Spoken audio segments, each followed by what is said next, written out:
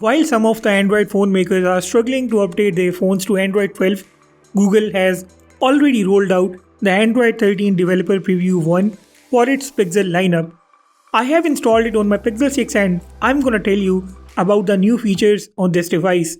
Before that, if you are watching my channel for the first time, press the subscribe button, it would be highly appreciated. And do follow me on Instagram and Twitter as well. Okay, the number 13 doesn't appear in the device as of now. The name of the Android 13, Tiramisu, appears in the settings instead.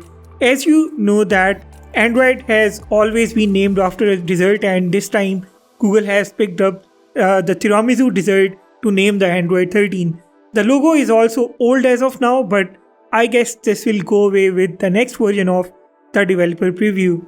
Since it's very early, there are no drastic changes, especially in the UI. It looks like this is built on the top of Android 12's UI instead. Let me tell you about the noticeable features first.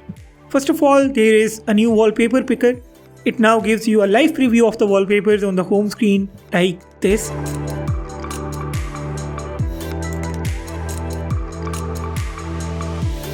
And if you just go into the wallpaper settings, you can find a new theme icon colors option. This will change the colors of the icons of the third-party applications too, and now it works with the dark mode. Developers will be able to benefit from this Material You theming option. No apps have currently used this feature, but we will see its adoption soon with the stable builds of Android 13. There are 3 new toggles in the phone. The first one is the color correction. It gives you the option to correct the display colors according to your own visual comfort level.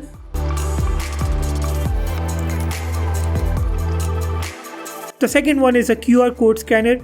It's not working as of now in this developer preview 1, but I think it will definitely work in the next preview. And the last one is the one-handed operation or the one-handed mode. You can now enable or disable it from the toggles. A split view button now appears in the picture-in-picture mode while you watch a video on the top of another application.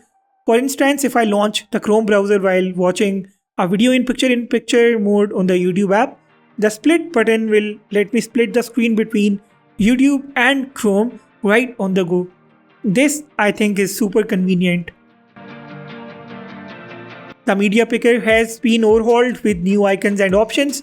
Upon playing songs in the YouTube Music application, the YT Music widget in the notification panel will show you a loop button, the new play pause buttons, and you can also control the volume by clicking on this phone button on the top.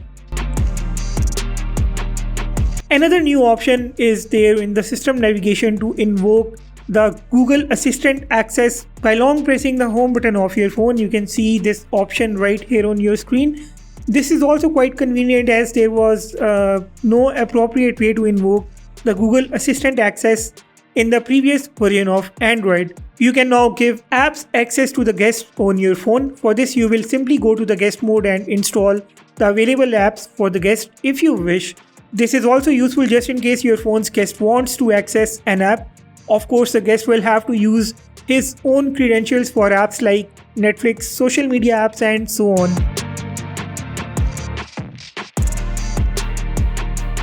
The silent mode on the phone now disables all the vibrations and all sounds altogether, including the haptic feedback. Now, these were the features that have already made it to the Android 13 Developer Preview 1. There is a handful of features that are yet to come, and those features first of all include the Privacy File Picker.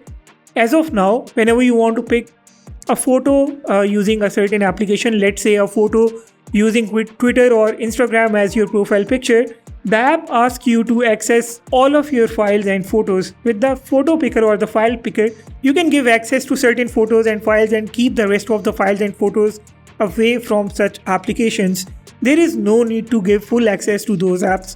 A new privacy profile menu is underway for this. A privacy dashboard which will show you the permissions access used by the apps for the last 7 days on your phone is also on the way. It's not available in the current developer preview. The current dashboard shows you the permission data for the last 24 hours only.